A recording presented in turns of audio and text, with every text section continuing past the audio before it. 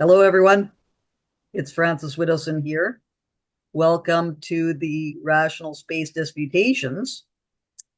And for people unaware of this format, what happens is that I alternate between asking guest questions and having the guest ask me questions so that it's not one sided.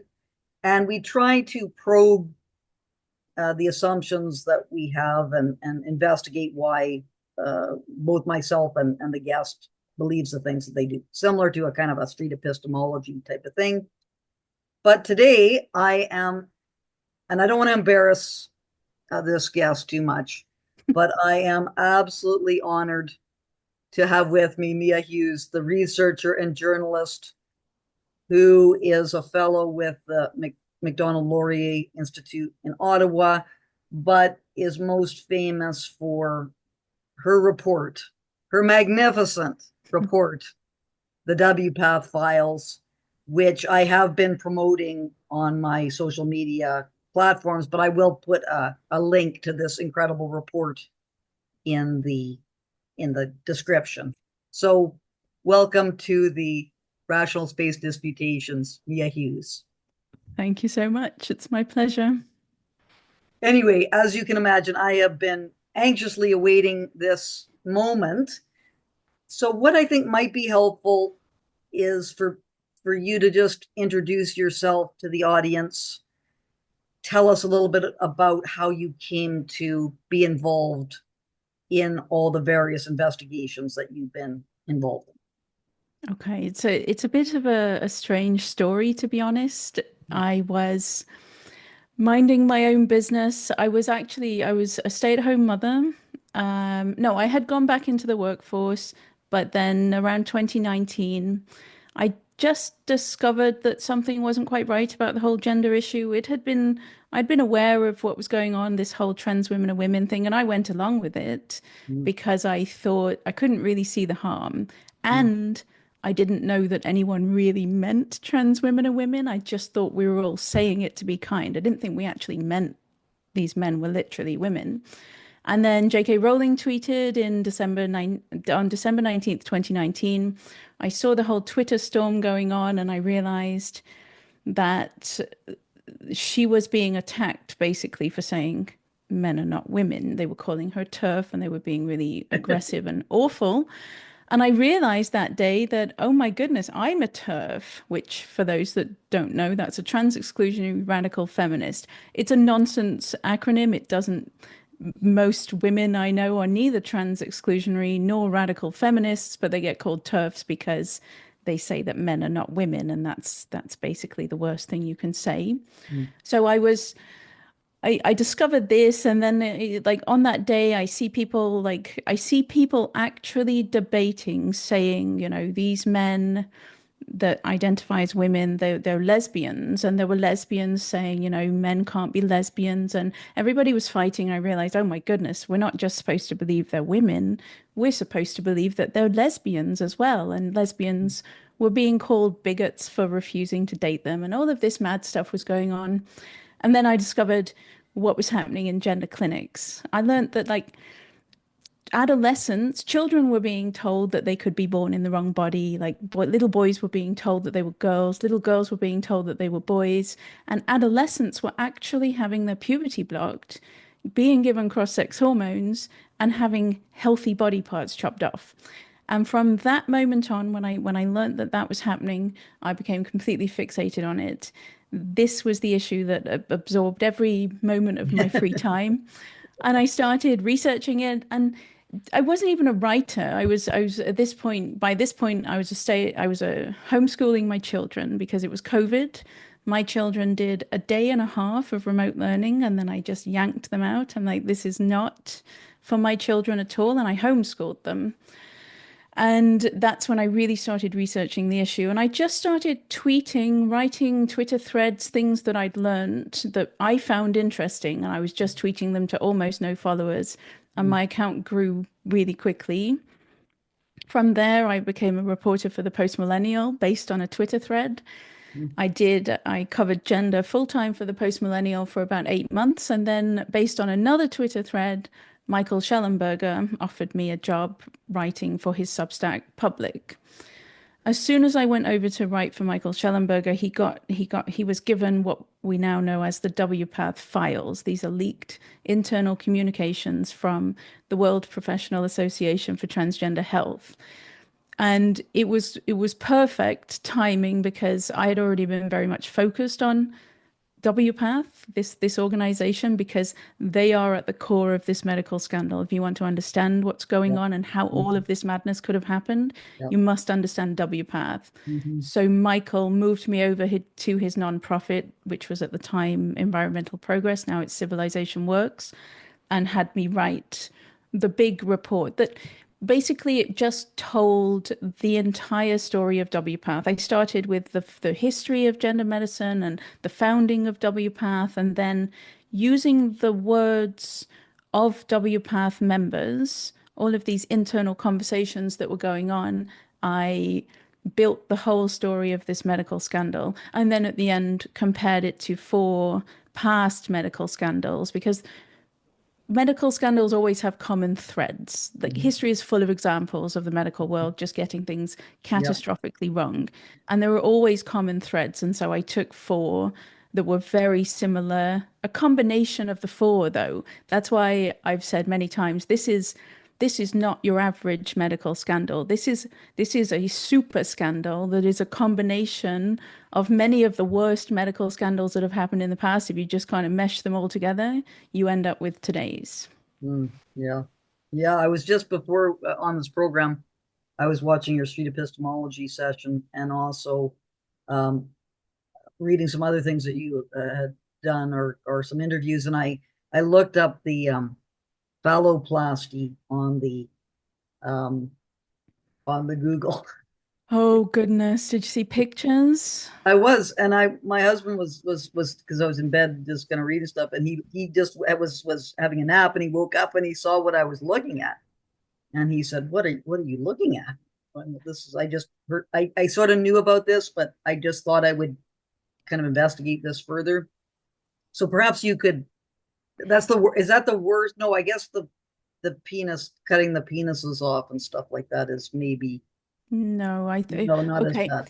I think phalloplasty is the worst. You see, Okay. I've been in this for a long time, and it's a very difficult debate to be in. It's a very difficult issue to immerse yourself in constantly. Mhm. But I try as hard as I can to maintain some kind of composure Mhm. so that I'm not ranting and angry and outrage Yep. inducing. Yeah. It's I Yeah. try and maintain composure, but you will see on my Twitter history, anytime I encounter phalloplasty, I Mhm. just I lose all composure and I just get very angry. So for the viewers who don't know, I apologize in advance for destroying your innocence, but You should know. phalloplasty really do not, yeah, okay. Phalloplasty is a surgical procedure where a surgeon will strip the skin and flesh of a woman's forearm and fashion it into a penis-like shape and Mhm. sew it onto her groin. Mhm. So you've got two elements to this. You've got the donor site, which is gruesome. It's Mhm. actually gruesome to see. She ends up with her arm is skinned, Yeah. and that's going to be scarred for the rest of her life. Yeah. But then she also has this non-functional appendage Mhm. sewn onto her groin that frankly if you do venture into the photographs you'll see it doesn't look very convincing, doesn't look like a penis. No. And she has the option, it can be a limp appendage, and then they'll stretch out the urethra somehow because oftentimes this woman, her main goal is to pee standing up. Yeah. That's actually why she's embarked upon this journey, because that's then she'll really be a man. And the horror of it is she isn't a man. She No. goes through all that. Mhm. She will have by that point had her breast cut off. She Mhm. will have been on testosterone for some time. She will have, she'll somewhat look maybe superficially like a man, but she knows she's not a man. And in the bedroom, in a sexual encounter, she knows she's not a man. Mhm. So she takes that final step Yeah. to have a penis constructed out of her forearm sewn onto her groin. She can have a pump put in there so she can pump it up and it will become erect. Mm. But really, surely, even at the end of that, she knows she's not a man. And every sexual partner is also going to know that she's not a man because an arm flesh appendage is not the same as a penis. No. So I think I've said many times, and I will continue to say it, that I do actually genuinely believe any surgeon who has ever sewn an arm flesh appendage onto a mentally ill woman's groin does belong in prison. I Mm. think that's an actual crime. Mm. And yet we in Canada think it's medically necessary, life-saving care, and we cover it on the provincial insurance. And Mm. we think for some reason that's something to celebrate Yeah. when it's not. Mm. And can it be removed when people come to their senses? I have often wondered that because there are women, there are trans-identified females Yeah. who there's one, Scott Nugent has spoken out a lot because she had this done and she believes it will kill her. This is the other thing.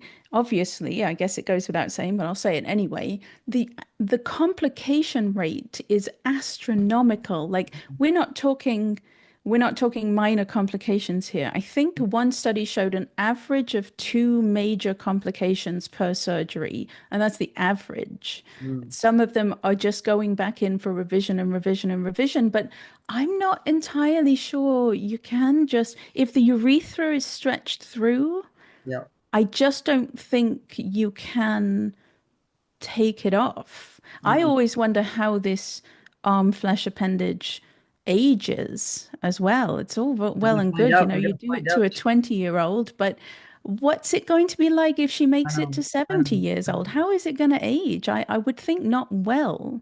No. And you see, and this is like very often with gender medicine, the origin is something completely different. Phalloplasty was not invented to perform on women who think they're men. Phalloplasty was invented after the Second World War because men who had been injured in battle and Yeah. lost their penis, Yeah. they would perform this surgery and a thinker, I don't know that it really solved their problems either, Yeah. but then they took it and they apply it to this whole other field of medicine, these completely physically healthy women who are just convinced that they are men and that their lives will be better after this surgery. Yeah. And then, oh, to add one more though, before we move on from this awful subject, Mhm. in WPATH Files, they're talking about detransition. There's somebody who regrets. They're talking about detransition, and a surgeon from Barcelona joins the conversation to say that he has a patient who regrets his vaginoplasty. Now, vaginoplasty is the amputation of the penis. They kind of invert the penis. They use the penile skin to line this cavity that they call a vagina. And this is like an open wound for the rest of the man's life. He has to dilate it to make, because the body will fight it and try to close it up. Yeah. And so this man has gone all the way and he's had his penis inverted and he regrets it. And he was requesting vaginoplasty reversal surgery. And I thought to myself, how do you uninvert the penis? So I Mhm. looked it up and you don't. You do phalloplasty. Okay. So he's had his penis inverted. So you just sew up that, Yeah. allow it to close, and then you make an arm flesh appendage and you sew it onto his groin. That's probably not going to help him either. No. No. It's all just seems to be trying to create things that don't exist, and that pretending that and I've seen you talk about this, which is it's not. People think that this is going to result in something. I'm not sure the extent to which they're thinking it's going to be actually like they're a woman or a man. Is there any so with the WPATH files, just to stick on the WPATH files for a little bit longer, the studies that have been done by WPATH, that what is the if you could just fill us in on like what actual research they're claiming to be a scientific organization. what is this? If you could fill us in on the research that WPATH has done and is continuing to do.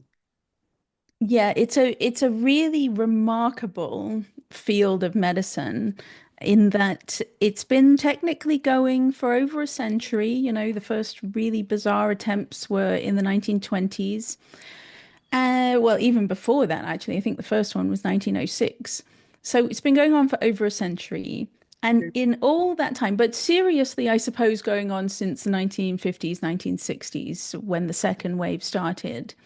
And in all that time, they've never done anything that resembles real science. And by that, I mean, obviously the gold standard is a randomized controlled trial.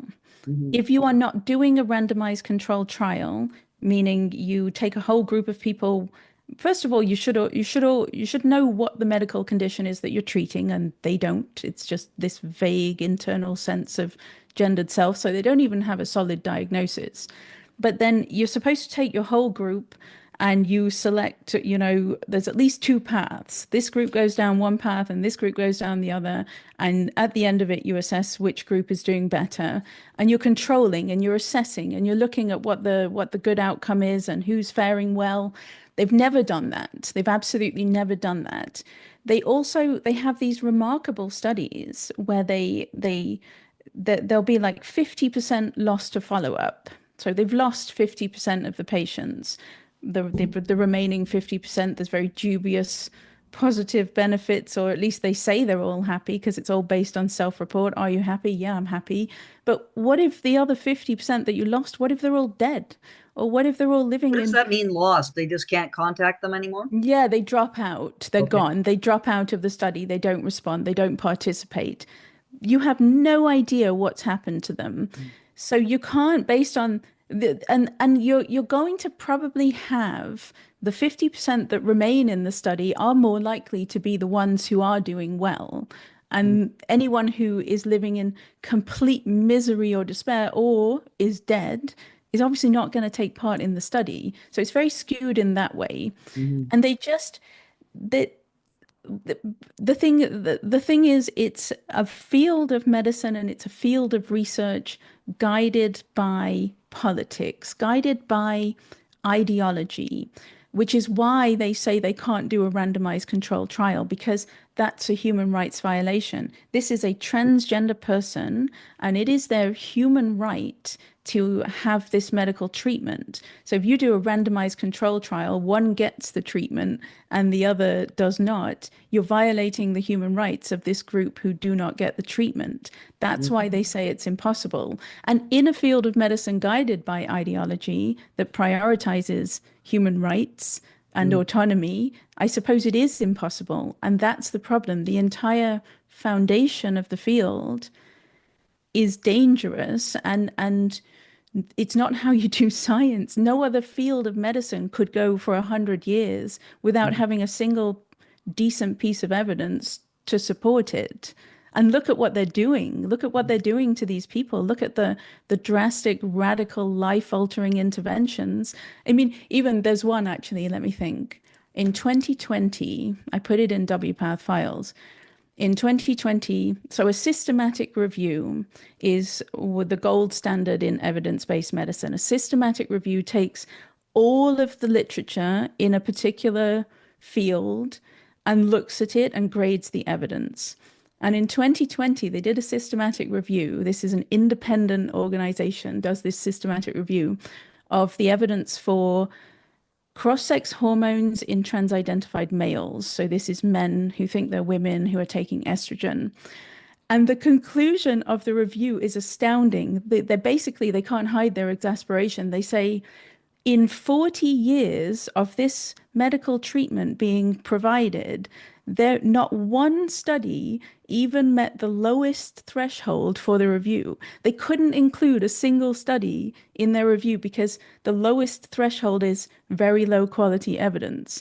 And not one study even met the lowest. So they had absolutely not a single study to work with. And that's in 40 years. No one's ever bothered to Mhm. see whether putting men on estrogen for a long time is safe, beneficial, effective. no one's ever bothered. So there's no, the science, it's not, doesn't have any claim to be a scientific body. Oh my goodness, WPATH. no. I mean, no. WPATH, I haven't really gone into WPATH has done a remarkable job of just they turn themselves into the world leading professional association on transgender health. They call themselves the World Professional Association for Transgender Health. It sounds really impressive and legitimate, and yeah, we should definitely listen to these guys. And they've got their mountain of junk science, but Mm. if an organization has got 300 citations and you don't know how to read science, or you just glance at it, you think, well, they're the World Professional Association for Transgender Health. They've got 300 citations. They must know what they're talking about. There's no way they would fabricate it all. And so they duped the world into believing that they really were a trustworthy organization. And then they have these standard lines all the time. They say WPATH promotes evidence-based, science-based medicine for people who identify as transgender. They've got their marketing slogans, Mm. and everybody just believed them until recently. You see, another thing about the evidence is in England, they had that big thing, the Tavistock Gender Clinic, the big scandal. Then that closed down, and it triggered an independent review of the Youth Gender Service that was called the CAS Review. And the Mm. final report of the CAS Review came out, and for me, there was a deeply satisfying part about WPATH where Hilary Cass, they had commissioned a systematic review of the guidelines in gender medicine. And there's just an incredible graphic where you see the actual fraud, that the insane level of fraud that has gone on in this field of medicine. So Cass basically found that all of the guidelines, except for Sweden and Finland, which were not based on WPATH, Mm. all of the guidelines based on WPATH's recommendations were all garbage. They were all so bad that you could not clinically recommend them because there was no evidence to them. And they trace how that happened. And it started with WPATH Standards of Care 6 in 2001. They were called Hibigda back then, but same organization. And then the Endocrine Society, which was largely populated by WPATH members, the Endocrine Society based their 2009 guidelines on WPATH Standards of Care 6. Mm. So you've already got two, and there's no evidence. But then WPATH Standards of Care 7 came out in 2012, and it cited the Endocrine 2009 as if that was a legitimate guideline. But Endocrine 2009 was based on WPATH Standards of Care 6, and there's no evidence at all in the middle, which Mm. is fraudulent in the extreme already. Yeah. But then the remarkable part is from 2012, Standards of Care 7, the entire medical profession Mm. produces guidelines based on WPATH Standards of Care 7. So you've got this enormous web of circular citations where everyone's citing each other, and there's no evidence in the middle. And you're literally like, young people are having body parts chopped off based on these guidelines. Young people are having their fertility taken away from them, their sexual function, they're having their overall health destroyed based on these guidelines, and no one's got any evidence to support them. Well, It's really astonishing. It's an yeah. astonishing medical scandal. The fraud is almost too extreme for people to believe. Like, I know I sound completely crazy saying this, Yeah. but it's there. You can see it in the systematic review. And this is an independent systematic review. There's no politics involved. Yeah. We're not targeting WPATH. They're just looking at the quality of the evidence, and they found that there is none. It's not there. So the medical associations, the various medical associations, are they still backing WPATH? In North America, yes. I mean, Europe has completely backed away and abandoned WPATH because Europe started looking into this medical scandal much earlier. I mean, we're still ignoring it. In Canada, we are still completely ignoring it. But Europe, Sweden, Finland, the UK, they started looking into it around 2018, 2019. And so they've done their reviews. They've realized WPATH, they're just a fraudulent extremist transactivist group producing standards of care out of thin air. There's no evidence at all, and they've abandoned that whole approach, and they've pivoted away from certainly puberty suppression and transing adolescents. They've Yeah. moved away from that. Even England, the NHS England has commissioned a review of the adult gender services, which is desperately needed because it's not just medical malpractice for the children, it's also medical malpractice to do this to adults if you don't have any evidence, right? Yeah. Which they do not. Yeah. Yeah, North America, I mean, the Canadian Pediatric Society is the one of the stars of WPATH Files is Dr. Daniel Metzger, who is at BC Children's Hospital. He brought puberty blockers to Canada, I think, as soon as the Dutch started doing it, the late 1990s, if his bio is to be believed, that he brought this to Canada then.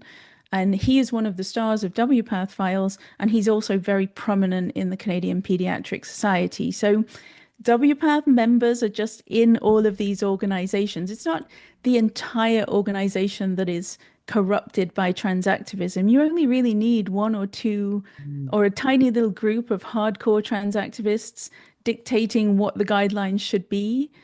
And that's it. That's all you need for the entire medical association to be giving out terrible advice and causing harm, which is what I think the Canadian Pediatric Society is doing.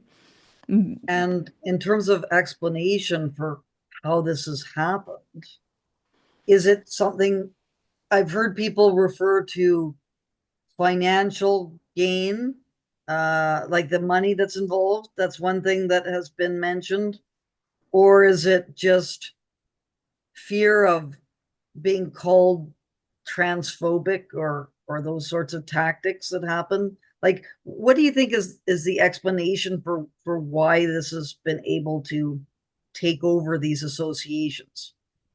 I think it's people disagree with me on this, and there will be pushback, I'm sure, but Okay. I think it's not financial, not primarily financial. Some people are definitely very happy about how much money they're making doing this to young people, doing this to people, but it's ideological. It is around the 1990s when modern transactivism really sprang into being. Like there was some kind of there was a trans community and they were advocating for hormones and surgeries prior to that time, but the 1990s brings this new form of transactivism, and that is, you know, trans identified people, what at the time it would have been gender identity disorder, I suppose. It's Mm. not a mental illness. We're perfectly natural and healthy, and we should celebrate trans identities. And access to hormones and surgeries is a human right. And anyone who disagrees is a transphobic bigot, and we must destroy them. That was the brand of transactivism that sprang into existence in the 1990s. And that captured the entire field of gender medicine because it's WPATH. WPATH is full of these activists. Like around the late 90s to the early 2000s, all of these activists are joining WPATH and they're shaping the policies on the inside of WPATH. And then WPATH goes on this really powerful de-psychopathologization campaign, which is exactly what I just described. Trans is natural and healthy, and you can't change the transgender identity. And why would you want to? Because it's perfectly natural and healthy, and we should celebrate it. And so you must give hormones and surgeries because that's the only way to ease the suffering of these people. And as Mm. soon as it was framed that way, it became a human rights cause. This medical treatment was tied inextricably to a human rights cause, and not just any human rights cause, but one that you cannot question. Mm. You've seen, you know what happens if you Yep. question anything to do with trans rights. They will Yep. viciously destroy you. Yep. So this medical treatment with no evidence that destroys bodies is tied to a human rights cause that you cannot question. And these two things combined would have been, I think, catastrophic enough. This Mm. is, I'm talking probably 2012, early 2010s. The combination of those two things would have been catastrophic enough, but at the same time, modern trans activism also launched the most aggressive messaging campaign the world has ever seen in a civil rights movement, in which we bombarded children and adolescents and young adults with this idea that you can be born in the wrong body, and if you hate your body, it could be a sign that you are transgender. And then we celebrated everyone who came out as transgender. We put Laverne Cox on the cover of Time magazine. We gave Caitlyn Jenner Woman of the Year in 2015. We Yeah. celebrate all of these trans-identified people, and then we celebrate all the kids who then adopt a transgender identity, and we cheer them on and we encourage them. And so the cultural factors that just all align perfectly to create the social contagion of adolescents identifying as transgender collided with the medical world that had just dismantled all the safeguarding and was tied to a human rights cause that you couldn't question. Mm. All of those things meshed together meant that the adolescents who flooded the gender clinics starting in 2015, that's when the social contagion began, they found themselves in the hands of medical professionals who had completely forgotten their oath to first do no harm, completely lost their moral and ethical compass, and they were on like this ideological quest to transition all of these young people without any evidence. Again, back to the thing that they had no evidence then, they have no evidence now. And that's what makes it, I think, if you look at the graphs of referrals to pediatric gender clinics, Mm. any nation that was touched by modern trans activism starting around 2015, 2014, 2015, you will see the epidemic. It's like there are almost no referrals, and then there's the inflection point in 2014, 2015, and then a huge spike. It's the most obvious social contagion we've ever seen in all of history, but that social contagion meets a medical world gone mad, and the medical world went mad because of WPATH. But it's all, to me, human rights ideological, with a whole bunch of people making a lot of money, Mm. and they're happy about that. But I really don't believe that's the driving force. Mm. Okay. All right, Mia. Time to ask me a question. Well, I mean, where do I even begin? Can you give me your ordeal in a nutshell, and then we'll see where to take it from there. Yeah, so I'll just throw because my ordeal encompasses like general wokeism, which I define as identity politics that has become totalitarian. So identity politics is the idea that in order for social justice to be achieved, the identities of chosen elements of these oppressed groups must be affirmed. You must affirm their subjective beliefs as being objective truths. And that was always part of the university as identity politics, since the 60s. But it was really in the 2000s, probably starting 2013 was really when it started to really go off the rails, when there was insistence that you must affirm these subjective identities. And there's a bunch of different issues. My actual research, most of my research was in indigenous policy, which is identity, affirming the identities of indigenous people is a big part of that. Especially the genocide survivor identity must be affirmed, and that's where we're seeing all this crazy stuff going on now about the unmarked graves. That's all connected there. But really, I think my the beginning of the end was the trans issue, and I wasn't involved with this issue at all, except I thought it was a bit odd. I first heard about it in about 2003, I guess, when I was a graduate student, and we had some seminar was developed on trans matters, and I believe it was a rape crisis center where a man who believed to be a woman wanted to counsel rape victims, and the rape victims didn't want to have that happening. And there was a court case, I believe, and the person who was a man who believed that they were a woman won that court case, I believe. In Canada? Yeah, it It's was. not Vancouver Rape Relief.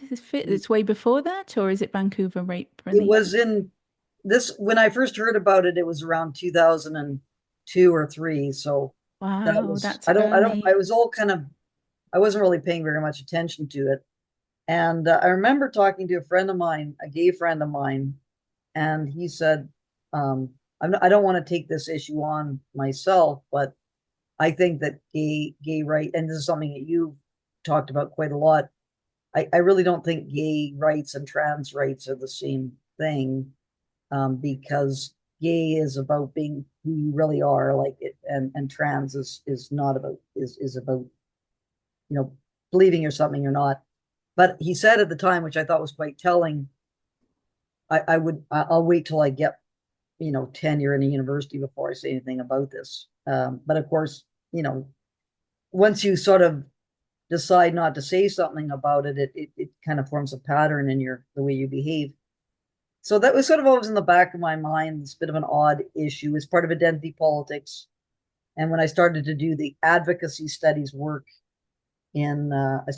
starting in around 2013, that's when queer studies and all these matters started to become front and center. So I was sort of involved a little bit. But then what happened is Megan Murphy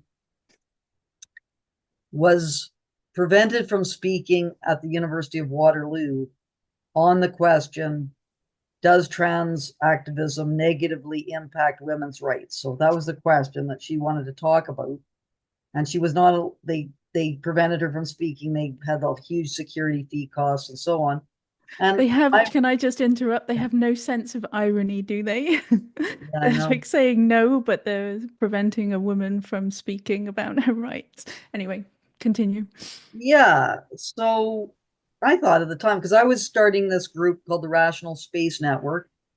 I started in about 2016, but I was getting it going. And I thought it'd be really great to have these things called a critical thinking series, where you would have this contentious question and you would get people on either side of this question to come.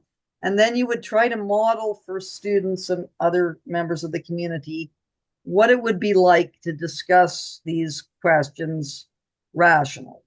Wow. And so what we would have is we'd have what was called two critical thinking facilitators who would do things like try to summarize the position of each of these speakers and then try to ask probing questions about what they believed and so on. Anyway, we had four events organized for this year, 2018, 2019. And something went wrong with the statues. We wanted to look at the statues question, whether statues should be removed of John A. Macdonald, for example. Wow, they were already talking about that in 2018. I didn't know Yes. that. Yeah. Okay. Yeah. And because that fell through, I thought, oh, this would be good. This because Megan Murphy just got canceled there, and we could at Mount Royal, we could be the critical thinking university. What an amazing idea. Sounds great. Yeah. Anyway, so I talked to Megan Murphy about it, and she was really interested. And so the key was to get a trans act. That's what we had to do for these things. We didn't want to just have the one side. We wanted to get like people actually believe the other position to be speaking. So I thought, wow, this might not happen because I'm gonna have a hard time getting. So I sent notices around to my colleagues in the women and gender studies thing. They're obviously not going to do it, but if they knew of anyone. And fortunately, I was able to get Julie Ray Goldstein, who is a trans activist from California, who had been on Louder with Crowder, and Julie Ray Goldstein was someone who was open to having these discussions. So Julie Ray Goldstein agreed to come. And we had I've this big, encountered I've encountered him numerous times. He's yes, not a big fan of my work, it turns out. no. I found it very at the time, which I was not very, I didn't really know very much about it. So Julie Ray Goldstein often cites all sorts of studies and so on, likes to see it from a science, is purporting to see it from a scientific perspective. Hmm. And I didn't have, it was kind of funny because it was the first time that I realized that Castor Semenya was a man. Okay. I thought that I thought that Castor Semenya was a woman with high testosterone levels. And Yeah. I remember talking about this, and Megan Murphy said Castor Semenya is a person with an intersex condition, but they have internal testes. They're not. And I'm like, oh, I didn't know that. So I found out a bunch of things, and I had no idea whether Julie Ray Goldstein's understanding of the science was correct or not, or whatever. All I wanted, what I was interested in was we can't have these cancellations at the universities. We have to be able to discuss this. I don't know what's right or wrong or anything about this, but I do know we cannot have people being prevented from speaking on these issues. We have to talk about these things. This was my position.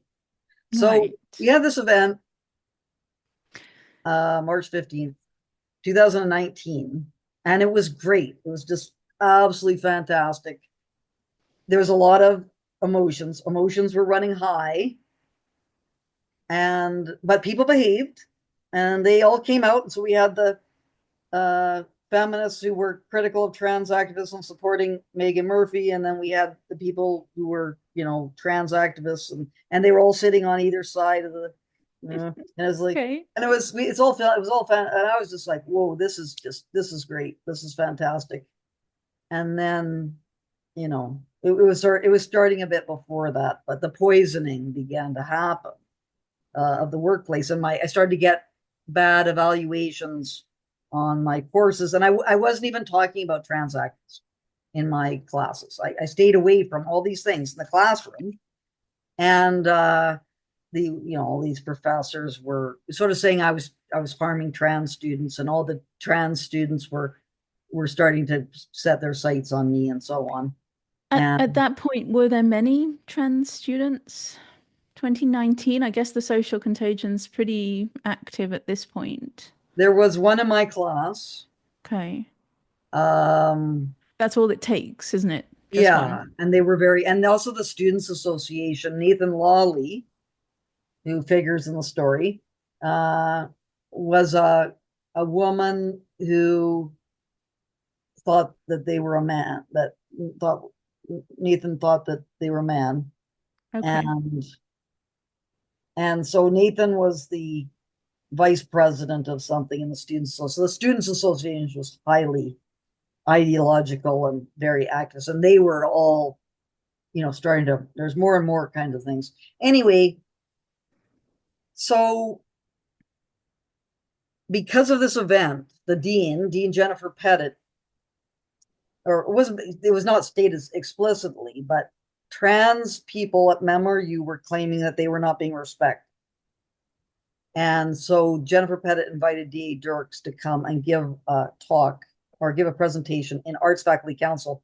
And Arts Faculty Council is the governance body for arts. So you're it's mandatory to attend, and you're supposed to participate equally with all your peers in the running of Arts Faculty Council in terms of how it operates, how the Faculty of Arts operates.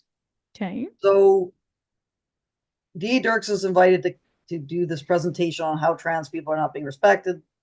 D.A. Dirks invites Nathan Lawley to co-present. Is Because, she a professor, this D.A. Dirks, is she a professor at this time at the university? and I should mention, D.A. Dirks goes by they, them pronouns. I'm not going to do that. Anyway, but so I don't call people they, them pronouns either, but I try not to use pronouns at all. And because in universities, if you misgender someone, this is a serious violation. So I just try to avoid it. all the time. But it's very confusing to be calling an individual they, because often when you see they, you think there's more than one person that is uh, being talked about. Yeah, well, And let me just so to be clear for anyone who disagrees with me who's watching, my use of accurate sex-based pronouns is not a sign of disrespect. It's not, I'm not doing it to be offensive. I'm not doing it to hurt anyone. I'm doing it because I think the truth matters and I think holding on to reality matters. And there are consequences to society of untethering ourselves from the truth. So I would never, I use sex-based pronouns for everyone. I don't care what your opinion is. I'm not interested. It's not a sign of respect or lack of respect. It's just I use language that reflects reality. But there is something exceptionally awkward and clunky about trying to call a person they. I was just reading an article written about Sasha Carney, the now the Prime Minister's daughter who yeah, transitioned and she's a they them. And even though I knew going into the article that she was a they them, every single time the person called her they, I it was a little bit jarring. And I was like, "Well, who is they? Oh, right, okay, it's her." Like, no, it's it's true. just it's actually you're butchering the English language. You're causing mental Yeah, confusion. The clarity is gone. And for what? Like because you don't conform to stereotypes? Like be gender non-conforming, embrace it. Like be a woman who has short hair and is somewhat masculine. Embrace that. It's regressive to say because you have short hair and you're masculine, slightly masculine, that you're not a woman. That's the most regressive thing I can think of. yeah. Anyway, sorry. So Okay, this no, this no, I lady, just feel free to just to jump in at any time. well, just in case anyone is, thinks that I'm deliberately being offensive, I'm Yeah, yeah. not, but I would never use they I them find the pronouns. whole That's thing silly. just like I'm amazed we're spending so much effort on the whole thing, and it's very confusing. And I have an amusing anecdote about this, which involves D.A. Dirks in the arbitration process, which I had to go through arbitration. The lawyer for Mount Royal, whose name is Michael Ford, who's a bit of a, let's just say he doesn't have pronouns in his bio, but it's kind of funny because the people that are my faculty association is incredibly woke, so there's pronouns everywhere. But for him, he's not one of those woke. He's not woke, so he's a bit of a rough diamond. Let's just put it this way. So he's doing all this, and he's referring to D.A. Dirks as she, but he doesn't know. Like he's not doing it, And so the lawyers who are MRU head of MRU, one of them has a pride thing on their computer and everything, so they're woke as well. So they're going, Michael, it's they. And he's going, what? And he's like, he doesn't understand this or anything. And he's going, he goes, no, Dirks goes by they, them pronouns. And he's going, oh. And then, but the problem is that there was another complainant whose name was Weaselhead, Gabriel Weaselhead, used to be called Lindstrom. So when he was referring to they, the Ford, people thought it was Lindstrom and Dirks that Of was they. course. So we had to do these special rules that when you were referring to Dirks, it would be they, but when you're or you would refer to Dirks just by Dirks and you would not use a pronoun at all, this kind of thing. So even in a context of, highly politicized stuff, it was a mess trying to use the they them aspect. I'm pretty sure I recall in the Maya Forstater hearing, in the Maya Forstater case. So Maya was a tax consultant. That's what sparked the whole J.K. Rowling Yeah, weighing into yeah, the debate. Maya was a tax consultant, yeah, had been fired for her participation in the gender debate. And one of the things was that this man, and he's just a bloke with a beard, he just looks like a man, and he was a they them, and she had apparently misgendered him. But the lawyer that was representing her employer, so they're yeah. fully like it's a terrible thing that she misgendered this man and everything. But the lawyer was misgendering the man because he's just a man. And it's like, Yeah, it's even those who are invested in this, yeah, who believe in it, supposedly, they still register a person's sex and use he or she rather than they, because that's like pronouns are instinctive. We don't even think about yeah, pronouns. You don't even have to give it a millisecond of a thought. You just say it. yeah. And so even those invested in it can't do it. What chance do I have that I think it's completely ridiculous? Can you even imagine? I would never do it. I don't know. Anyway, so but this is very, this is your job will be you will be called before some harassment complaint and everything so quickly. And that was in fact one of the accusations that Dirks made, which was not true. I wanted to point out. Anyway, so Dirks comes with Lolly to give this presentation, and I arrived. I was slightly late, but at this time, because I've been warned by my colleagues, I had begun to record things which I thought might be a bit dodgy at this Okay. stage. So I was recording this presentation by Dirks and Lolly, and they were saying things like, "Don't post transphobic events in your classroom," to professors. So they were supposed to be telling us about how vulnerable they were and what they felt like and everything. But at the same time, they were giving us kind of instructions as to what we were supposed to be doing. Now, I knew that the only transphobic event was going to be the Megan Murphy situation because there'd been nothing else that would have been. So I wanted to ask a question about, did they consider this to be transphobic, this event? But anyway, so when I tried to ask a question, I was told that no questions would be allowed. Oh my goodness. Uh, and I was like, what?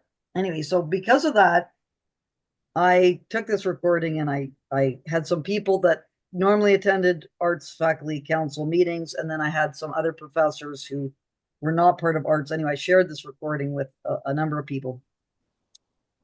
And as a result of that, someone by the name of Alexander Dollywall, who I don't know who that is, but he worked for the New Telegraph, which I was unaware of this publication, and he produced a scathing article on the Dirks Lolly presentation Okay. about how it was authoritarian and everything. Good Anyway, for so him. people had suspicions that I was the one who had, sent this recording to Dollywall, which I had not, but I had recorded it. So anyway, so that resulted in a motion by Scott Murray, seconded, by Mary Lee Mulholland, who's involved with all the woke kind of stuff at Mount Royal, is a very powerful faculty member, seconded by Scott Murray, who is D.A. Dirks' partner, who's was also very powerful. So those two are very powerful faculty members.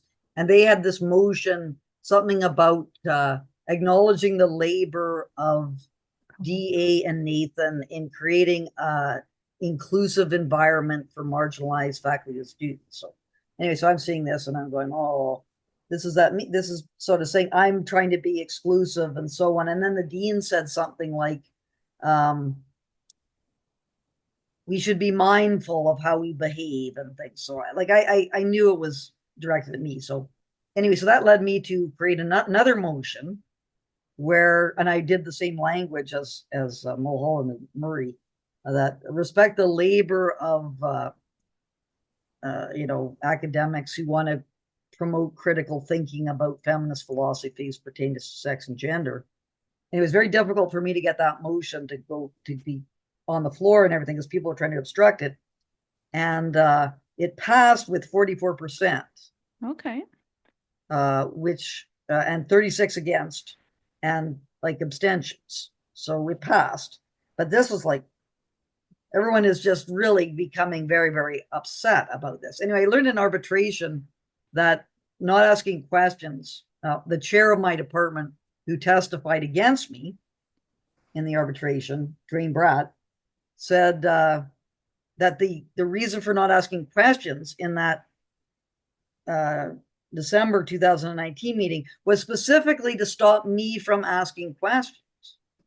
So this is a complete violation of the academic ethos of what's called collegiality, where everyone's an equal and you're supposed to welcome diverse opinions on things and so on. So it's like, this is obviously not happening. Yet there was this kind of pretense that we were still, as you know, arts is a place where we can have debate and all this. It's like, no, you can't on these issues.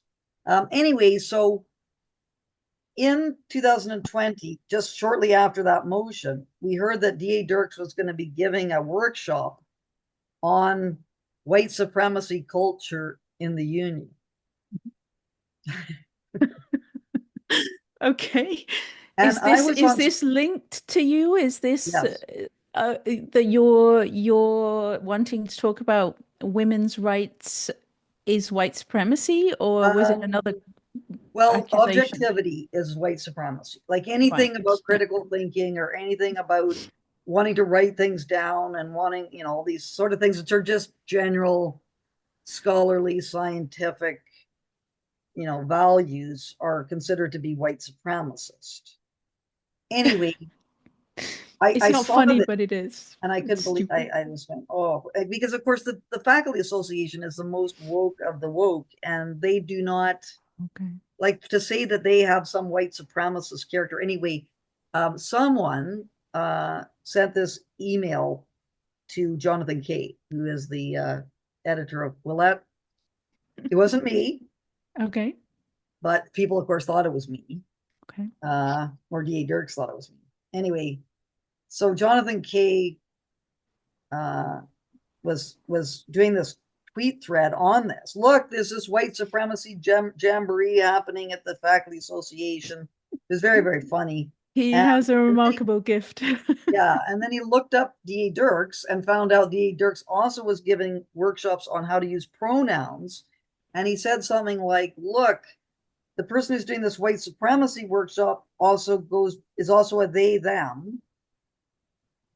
So therefore, Mount Royal Faculty Association members can get indoctrination, double, you know, one-stop shopping indoctrination and gender breeding and um, white supremacism or something. And so at this point, someone got who's by the name of Dr. Tony, and the reason I'm doing this is this was the harassment, what the harassment finding was. Said, you know, is no one concerned that this outside person has got his hands on this communication, and why is he insisting on referring to the gender identity of this MRU colleague? And so that led me to, because I was starting my satirical stuff on social media at this time about the woke, like satirizing the woke things that were going on. And so I said, as my satirical character, Francis McGrath, who's modeled on Andrew Doyle's Titania. Titania McGrath, said, I don't understand why this Dr. Tony is so upset about Jonathan Kay referring to the they them. Because I looked up the pronoun workshop and it had this cartoon on misgendering fatigue that was hilarious and it almost seemed satirical, like the It does. because it had this person who's lying on the ground saying that every time they're misgendered, it's like they're having a brick put in their backpack. And at the end of the day, they have so many bricks they can't get up. And it's like they're being crushed by the unending gender binary, you know, that's happening. So uh, I don't know why Dr. Tony's so upset about the they, them. John Kay for pointing this out because this MRU colleague has hinted that they're suffering from misgendering fatigue. And Kay's tweet is just amplifying an oppressed voice in the and I also satirized the LGBTQ initialism, which I said was a TGBQ2S LMNOP Did it voice. have the two S at that point, or did that come later? No, It it had the two was, S. yeah. Okay. Uh, anyway, so that one tweet was found. So Dirks at some point filed a harassment complaint, or not that long from then, November 2020, filed a harassment complaint with a huge, and you can see it. I posted it on the Woke Academy site, but it has like several infractions. You know, that I was asking these questions were very upsetting, and that I had this motion that passed, and that I'd recorded this me and done all these things, and I had this tweet about this, and everything else was not found to be substantiated, but that one tweet was found to um, break two laws, the Occupational Health and Safety Act and the Alberta Human Rights Act, and violate three policies. And because of that, and the Gabrielle Weaselhead situation, which is too off topic to get into, I was suspended without pay for 2 weeks because of that. And it formed the basis of my progressive discipline. So when I got nailed again for something else, then that was like strike number four. Right. All right. There's so much there. Yeah, One tweet, that's it. that was it. And what this did it go to a human rights tribunal, or they just looked at the Human Rights Act and they decided that it Yeah, violated? Because that was I sure investigated. Yeah. okay, you didn't go through the Human Rights Tribunal because surely it didn't violate it didn't surely it didn't actually violate the Human Rights Act. Well, MRU dropped the discriminate. So I was said that it was discriminatory. It was harassing and discriminatory. That was the investigator, Jennifer Hawkins. But of course, these investigators are paid for by MRU. That's the problem with the investigations, Yeah. is that the investigator sort of gets a bit of the lay of the land as what the employer wants, so that they can continually get more investigative things. If they come up with a result that's wanted, then they'll get more contracts. That's why you go to arbitration, to have a supposedly neutral arbitrator look at it. But the discrimination finding got dropped. So it was just harassment that it was found to have violated. And your harassment was you standing up for yourself, basically.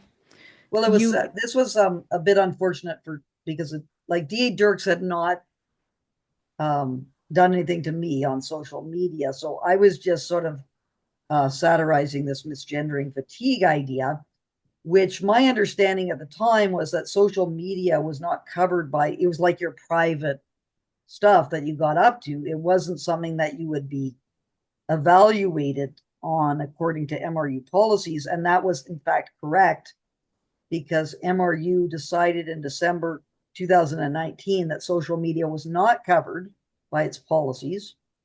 But then, because of the anger that Gabrielle Weaselhead, who is an Indigenous scholar, she was going after me, and I was just satirizing her attempts to get me fired, because they really wanted Gabrielle Weaselhead to be at MRU. They decided to change their policies to go after me oh. for the social media, which we found out in the arbitration process that had happened.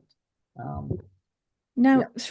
throughout all of this, did anyone stand by you? Did any of your colleagues stand by you and publicly support you? I mean, 44% voted to pass this No, motion. Was that anonymous voting, or were they putting their names it to was supporting it? anonymous. It was It was anonymous. anonymous, Yeah. okay. Did But anyone I have some publicly great stand with photos. you?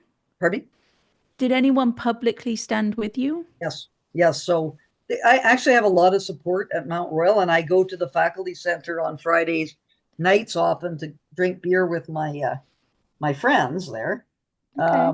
They're now trying to change the bylaws to prevent guests from being signed into the faculty center, of course. You think that's to keep you off, Oh keep you yeah, out of there? I Oh, know, wow. How petty. because Like they children. feel unsafe. Like they are going into their, and there's because they thought that they'd see the last of me by And then you keep firing. showing up for a drink. I do. I Good keep for on showing you. up there, and I'm not like I don't like they. I just don't. I avoid them. I don't engage. I just, like I don't try to Yeah. do anything. But just the fact that I'm there is very. They find it's very triggering. Um, so like, it's just it's an absurd situation, and I'm not going to give them a thousandth of an inch on all of this, because I was mobbed by all these faculty members, and most of the time I was just defending myself. In the case of Dirks, I kind of regret that tweet, not for its content, but and this is what I said in arbitration, is but I had to do that all over again. I wouldn't have said an MRU colleague. I would have just made some abstract comment about misgendering fatigue and the LGBTQ initialism, and left, Dirks out of it. But even But though, you didn't name her. no, You just said a colleague. You didn't actually name her or send a mob to her or no, anything. no, and Okay. and and you could kind of put put it together if you looked at the email and all this kind of stuff. But at the same time, it was a very what I considered to be quite a mild social media post compared to what had been going on about me for the last Yeah. I don't know who knows how many years, and also as well that was the other interesting thing about the arbitration is that I went through 5 investigations, three that were investigating me, but when I was found to have engaged in harassment because of social media, that led me to file 17 complaints against my colleagues who had also been ganging up on me on social media. Hmm. And in those investigations, if I had done the same thing for that investigator, I wouldn't have been found to engage in harassment, because if you had just done one post for the other investigator, he said that's not harassment because that's just one post.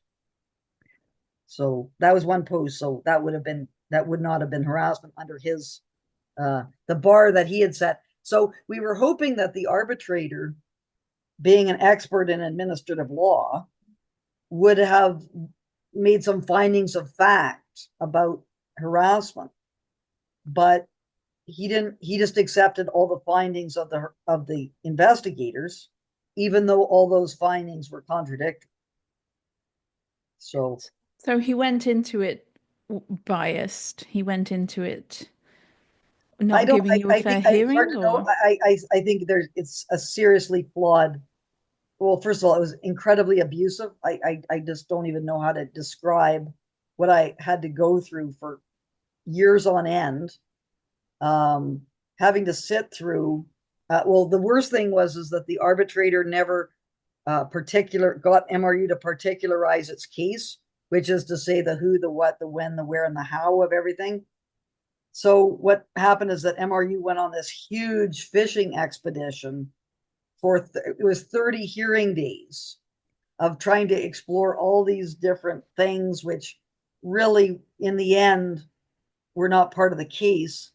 And we only found out what MRU's case was in January 2024 in their final submissions. And that was, you know, over, I was fired in 2021. So it was like, 2 years after, the whole thing happened.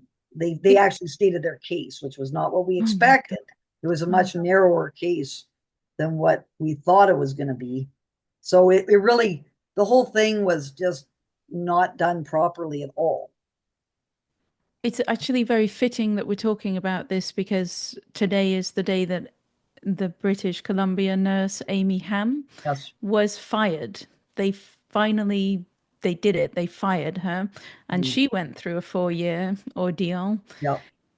They compiled like a 330-page report of all of her social media activity and everything, and in the end, they only got her on 4. Yeah. And none of them were on social media, just in essays where the bio had said she was a nurse. That's what they got her on. And it was basically outrageous things like she said lesbians don't have penises, and they ruled that that was denying the existence of transgender people. She said men literally can't become women. That was denying the existence of transgender people and therefore derogatory and discriminatory. So she's been through the same thing, and it just ended today. But yours is just as bad. It's Yes. just as Mine is really long-winded. bad. But still, I will take it as long as I have to get the union, of course, to do it. But And I can't imagine you have much support from your union. well, I'm working on them. So Okay. they're, we're sorting things out. So it's been bad. It's not been good, but it's getting better. Um, but in but I'm hoping to go to the Supreme Court of Canada if because I want to follow it as far as it possibly can to get the legal system to write out its thing, and then hopefully at some point we will get a sense of what it means to harass, what harassment actually means in the academic context, because right Hmm. now we have no idea what it is, because as I said, these 4 different investigators, they had completely different understandings of what harassment is. And we don't. So how are you supposed to talk about things at MRU? Like I don't, or anywhere. Like anything you say, if, and one guy, his name was Jeffrey Hope, he investigated me for the Renee Watchman complaint, which was crazy. Like that was just a obviously frivolous and vexatious complaint. Anyway, Renee Watchman, who's an Indigenous activist, I did something like a satirical letter where I said that, and I just said, dear colleagues. I posted on Facebook. I didn't mention anyone. I just said, dear colleagues. And it could have been, it was just, those of you who want to bring in mandatory anti-race, because they wanted to bring in mandatory anti-racism training. So I said, George Orwell came to me in a dream and he said, Frances, I know you're a fan of my understanding of totalitarianism, but that is not the right way. The right way is postmodern intersectional theory. And then I said, well, so after praying to the creator and doing a territorial land acknowledgement, posting my pronouns on Twitter, and adding a condemnation of racism to my syllabi, I've decided on the right path for Mount Royal, which is to evaluate faculty according to an oppression point system, where you get 1 point for being one oppression point for being white, one for being male, etc. And those with a high oppression point scale, because they're fans of this way of evaluating people, should obviously do the principal thing and resign their positions from Mount Royal. Anyway, Renee Watchman complained that that was harassment. Even though you didn't name her, target her in any way, Yeah, she nothing. It saw was she just, saw her own absurdity in it, and she knew you were making fun of her. That's your crime, is it? You just have a yes, sense of and humor? You're and not that was allowed to have not a sense like of humor? that by other people. Other investigators would not have seen that as being harassment, because I wasn't mentioning it. I wasn't targeting anyone. It was just and it was also about ideas, which was the woke. But Jeffrey Hope said, because this is you are making fun of ideas that are very important to Renee Watchman, this is harassment. So Wow. anyway, so if that stands, if that definition stands, that means that anyone who criticizes or denigrates any idea in the wrong, like it's all about tone, and like you can criticize things, you just have to do it in the right tone. So if you get a little angry and you start, saying things in a little bit of too much of an unkind way, then you're going to be found to be harassment. And that's incredibly dangerous for that to be. Goodness me. Yeah. They, okay. And I'm sure there'll be a hierarchy of there'll be you can probably criticize the ideas held by the wrong people and not be harassment. But if you're criticizing the ideas of the sacred identities, trans or indigenous, then that will be harassment. So it's all very imprecise and ever shifting. And the pendulum will swing, I'm convinced. They have the power now. It's Yeah. hard to see the pendulum swing in Canada. It's already happening in the US very much. But one day, all of these policies and laws and everything, clauses that they've enacted could very well be used against them. And they don't seem to realize that. Yeah. Well, it's happening already with the Israel-Palestine issue. So all the pro-Palestinian kinds of forces in the university are under threat as well, because of course the powerful Zionist kind of presence on many university campuses. So that's already having a bit of an impact, and so that kind of changed things a little bit on the academic freedom side a little bit. We started to hear things about, freedom of speech being very important and so on.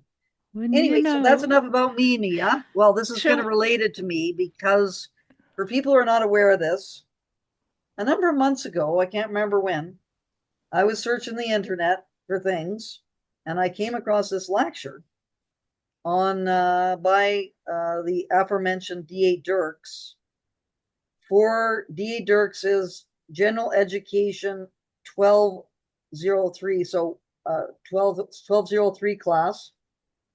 And in this video, and this is on my YouTube channel.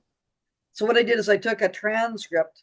I compiled a transcript of this class, and it's on WPATH. Interestingly, on WPATH Standards of Care 8, which D.A. Dirks is giving some information to D.A. Dirks's students about WPATH Standards of Care 8. Anyway, I made a transcript, sent both the video and the transcript to Mia to get Mia's thoughts on this information that D.A. Dirks was providing. So I was wondering if you could just give us generally what your thoughts are on this video. Well, as I wrote back to you after I'd watched it, it almost gave me an aneurysm. It's 23 minutes long, and I looked, I think you said it was September 2023 is when she recorded it. So winter 2023. So it would have probably been around between January and April 2023. Okay. Okay. I mean, she gets absolutely everything wrong, basically. Mm. And it's a remarkable, she's talking about WPATH Standards of Care 8, which is in itself a truly insane document. It's an absolutely bonkers standards of care. And there's so much to say about it. And the interesting thing is, well, she's doing a segment on just the adolescent chapter, first of all, which is she's chosen to leave out WPATH Standards of Care 8 it has an infamous chapter on eunuch as a valid gender identity. And there's a little sentence in there to suggest that children can identify as eunuch. And there's this whole chapter about eunuch affirming care. And this is just men with castration fetishes, right? Like they just have a castration fetish and they identify as eunuchs and it's a gender identity. Surprisingly, she doesn't focus on the eunuch chapter. I wonder if she's done another class on the eunuch chapter. And if she has, I'd really like to see it. Maybe if she's watching this and she has done it, send it my way. I'd love to see it. I'd love to hear about that. But why, just before we go on, how do they argue that children can have this identity if it's a male castration fantasy? No, well, to be clear, WPATH's chapter does not say it's men with a castration fetish. They say it's men with a eunuch identity. It's a gender identity. They identify as eunuchs. That's WPATH's framing. I'm just giving you the reality, which is they are men with castration fetishes. And the chapter opens, it's incredible. The chapter opens with a sentence. It's something like, eunuchs have a long history, a 4,000-year history and everything. And as if that gives it legitimacy. And you think, yeah, they were castrated slaves. Yeah, they were not castrating themselves. No, there wasn't voluntary castration. And there's like the Redux, Genevieve Gluck, she did the expose on the eunuch archives. There's a link in the chapter. The eunuch archives is the source that they have for this information about this group of men who identify as eunuchs. She went in there and read all of this child castration fetishes. Like these are men who are fantasizing about children being castrated and stuff. Like that's WPATH's source for their eunuch, their proof that there's such thing as a man who identifies as a eunuch. And then there's just a sentence in there and it says very little is known about children and adolescents who identify as eunuch or something like that. But it's like, are you mad? Can you hear what you're saying? Like you're the child identifying as a castrated slave from biblical times. It's completely mad. But she doesn't talk about that. She talks about the adolescent chapter. And to be fair to her, and if she's watching, this is a really important part. A lot has happened since she made this video, that we've learned an awful lot about how the adolescent chapter was formulated because WPATH got involved in a legal challenge in the Alabama ban on gender affirming care, so-called, for minors. Mm. And in that legal challenge, Alabama got discovery and got 2 million emails, 2 million internal emails from Yeah. WPATH on how they made standards of care. So she needs to update her course to include all of the fraud and unbelievable conspiracy that went on behind the scenes in order to draw up that. And we should talk about that. Mm. But just the general feeling of it is she's read the adolescent chapter very much from obviously a trans activist perspective, that there's these teenagers, these adolescents, they are transgender, Mm. and therefore they need puberty blockers, cross-sex hormones, and surgeries. That's her. She's going into it with that in mind, and therefore she's not questioning or looking into she's certainly not reading the citations. She's just reading and accepting everything that WPATH says. And then there's a whole lot of framing about anyone who's challenging WPATH Standards of Care 8 is just transphobic. It's just right wing. It's just transphobia. None of the concerns are valid. People are targeting transgender kids and all the rest of it. So it's a very activist interpretation, which is what I would expect from a trans activist. Mm. And honestly, most of it, almost all of it, is wrong. Mm. We can talk about why. Do you want to do like Yes. So, individual well, sections? I did get the one quote where Dirk says people who care about trans people. So I picked up, I yeah. picked that out there. So if you are in agreement with you're a person who cares about trans people, but if you're, you know, if you're having some concerns about this, then it's implied that you're someone who doesn't care about trans people. So I Very much so. I picked up would on like that. I picked up on that too. It bristled me that. Mm. because it's right there setting the scene at the very beginning. Mm. You're a good person if you Mm. agree with me because that you care about trans people, and you're a bad person if you disagree with anything I say. And she sets that up right at the very beginning of the video. And I would like to offer an alternative framing that if you actually care about the adolescents who right now believe themselves to be trans, you will hold pediatric gender medicine up to the same rigorous standards as every other branch of pediatric medicine. And that means you will require the best possible evidence to support a treatment protocol that, in many ways, it is as harsh as cancer treatment. Mm. You will demand that there is good quality evidence. You will Mm. demand that these kids get good evidence-based care. Mm. So you don't care about trans-identified adolescents if you don't question this treatment and if you don't demand evidence. That's the way I frame it.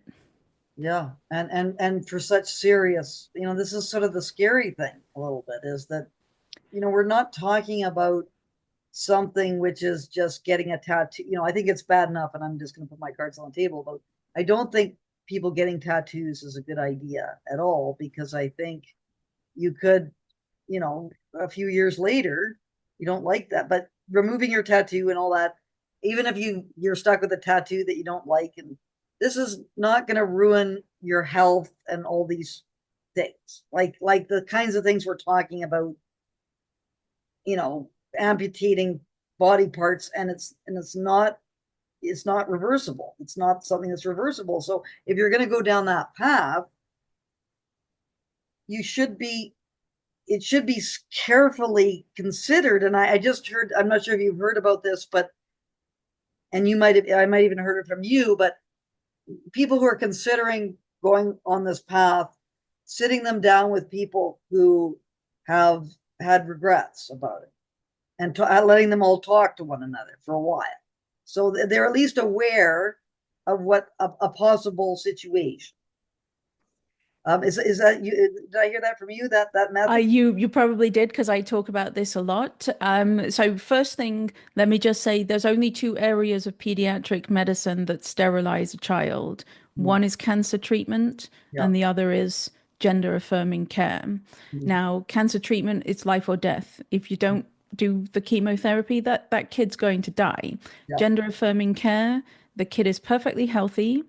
They have a poorly defined, socially influenced, internet fueled identity. They've just adopted a fashionable political identity, and you're putting them on a treatment protocol that is in many ways they can end up missing body parts, just like in cancer treatment. But yeah, the as Hakim, it's the as Hakim approach. There Mm, was a man at the Tavistock, well, it was the Portman, it was the same trust, but the adult gender clinic at the Tavistock in London.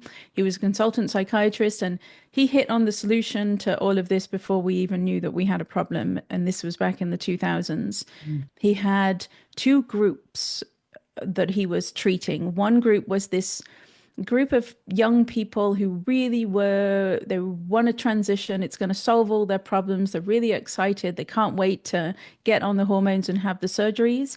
And then his other group was just all of the regretters that were living in absolute misery and despair mm, because they had gone all the way through and it was not at all what they thought it was going to be. And he put the two groups together, and he mm, had, I think, about 98% of those wanting to transition did not end up transitioning mm, because they understood the reality of what this medical treatment does. It, these kids are going into it, they don't have realistic expectations. They're basically being told that this is going to solve all of their problems, it's going to make their life wonderful, everyone's going to treat them as a member of the opposite sex, and life is going to be easy, when mm, it's not true at all. It's you're destroying your health. And as well, I don't know if I'm going off on a tangent here, but the very idea that a teenager can consent to fertility loss mm, is completely goes against everything we know about child and adolescent development, basically. Like the average 13-year-old, oh, I'll quote WPATH Files actually. Daniel Metzger, who mm, is at BC Children's Hospital, he was in the WPATH Files. Basically, he knows what I've been saying, what we've all been saying for years, because he said, and he's the one who puts these kids on this treatment path. He said, talking to it's good in theory to talk to a 14-year-old about fertility preservation, but I know I'm talking to a blank wall. They'll be like, ooh, baby's gross, like they're not even anywhere near thinking about having babies. I would have said the same thing. And all the way to my mid 20s, late 20s, I really did not want to have children. I was sure I would never want to have children. And then I hit 30, baby fever hit me, and I had three children. I became a stay-at-home mother, breastfeeding, all the rest of it. People change, and that's a totally normal trajectory. Um, that we are the people in gender clinics are stealing from these young people. And inside WPATH, they know that. Daniel mm, Metzger wrote the guidelines as well for the Canadian Pediatric Society. He wrote our guidelines on gender affirming care for children and adolescents. So he knows there's regret. He knows they can't understand. It's like talking to a blank wall. And then later in WPATH Files, he says there's a Dutch study that showed 27% at age 30, 27% of them regretted their fertility loss. And mm, he's citing this study, and he says the Dutch have a study and there's regret, and I don't think that surprises any of us. He's yeah, like, I see some of these kids coming back in their 20s and they've met someone and they want to settle down, and he says to them, oh, the dog's not doing it for you anymore, is it? Meaning, when they were teenagers, they always thought they'd be happy with a dog because that's a typical teenage response. They yeah, come back in their 20s. He's the one who took their fertility from them, and he callously says, oh, the dog's not doing it for you anymore. So, this is the adolescent treatment that she is talking about. And yet, she is presenting it in a totally, what does she say? Like that you're a good person. What was her, what was, yeah. People who care if about. you care, okay, right. So if you care about these kids, you won't question any of this. But I'm saying if you care about these kids, you will question every single thing about it. Exactly. Um, the other thing I wanted to ask you about was the Dirks refers to the desistence myth, Yes, this and is a good one. I've heard things on this. I don't know what the rate is of people who and desistance. I assume is the number of people who thought they were trans and then they decide they're not trans anymore. Anyway, at one point it was argued that 80% of people who think they're trans will no longer think that they're trans as they get older. Yeah, Dirks, what does she say exactly? Do you have her, what's her exact quote? What does she say? You know? I just have notes, but Okay. she's, What oh, sorry, it is, Dirks, she's not basically she. Dirks saying, is saying, see, even Dirks is talking about Kelly Winters, and ooh, yes. it's related to Kelly Winters, and it's about the identity being fixed versus the body being fixed, and how, Oh, that's the Kelly Winters quote that I found. yeah. Okay, so yeah, she's basically she says in her class, her course, Mhm. that she wants to debunk the 80% desistance myth or something like that. Or WPATH Standards of Care 8 chapter maybe tries to debunk it. Yeah. It's really, I want to try and explain it as clearly as I can, but it's quite long-winded. It's actually very, very interesting. So desistance means exactly what it sounds like. These kids, they identified as trans and then at some point they stopped. Desistance is different from detransition. Desistance means there was no medical intervention. Okay. You Yeah. identified as trans and then you stopped identifying as trans. Okay. Detransition is you medically alter your body and then you stop identifying as trans. Detransition is a misnomer because you cannot turn back the clock. There is no such thing as detransition. It's a one-way track, but that's another story So anyway. what would you call it if it's not detransition? But I what just would call them I just call them victims. They're victims of an atrocious medical malpractice? crime. Hmm? Malpractice, victims of malpractice. Atrocious medical malpractice. They are victims. Detransition. I can understand why many detransitioners, we need a word. Many detransitioners object to the word detransition, but it's you need language that is clear and concise, and it works for now, but eventually we need another word for it because Yeah. it does imply you can go back. Desistance, though. So we've got different waves of the so-called trans child. Mm. And, it's very, very interesting that the origin of the trans child is in the 1950s. This man, gay man, self-loathing gay man, he goes to Denmark, he comes back as a woman, and he's on the cover of a magazine, on the newspapers and everything. He's got blonde hair, he's a blonde bombshell. His name was Christine Jurgensen. He triggers this wave of men seeking sex change procedures, the same procedures that he'd had. And all of these men start showing up to psychiatrists and sexologist clinics saying, I've always felt that I was a woman on the inside. I was a very effeminate little, I was a very feminine child. I knew I was a girl even when I was really small. And so the sexologists think, oh, well, let's go and see if we can find these transsexual children at the time thinking they could intervene and prevent them from growing up to be transsexual adults. So they do this prospective study. They do numerous studies, but the biggest one is the Richard Green Sissy Boy study. I didn't make that up. That's what it is. Mm. 20-year prospective study. They find a whole group of effeminate little boys and they follow them for 20 years. And basically, most of them have grown up to be gay. One of them identifies as trans, and the rest are most of them are just gay men. Mm. And so what they found was effeminate little boys. They made the link basically between gender nonconformity in childhood and homosexuality in adulthood. There is a strong correlation there. Mm. You're not finding transgender children because there's no such thing.